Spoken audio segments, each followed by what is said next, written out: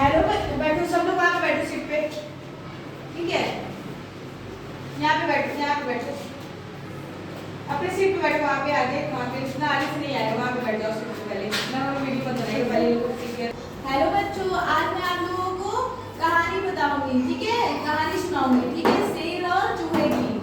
आप लोग कहानी सुनोगे ना, स्टोरी। तो आज हम लोग क्या करेंगे, कहानी सुनाएंगे। ठीक है, आज मैं सुनाऊंगी आप लोगों को, आप लोग सुनिएगा। ठीक है, सुनोगे ना। आप लोग को कहानी कैसी लगती है?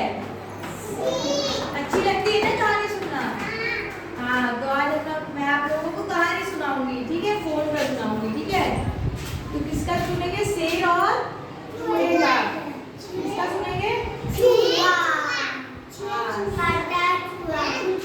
ये देखिए, आज ही कहानी सुनेंगे। ठीक है,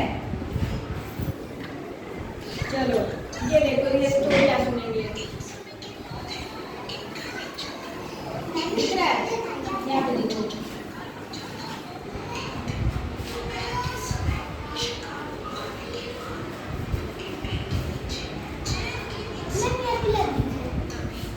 सबको दिखेगा ना ऐसे। ठीक है, सब लोग ध्यान से यहाँ देखो।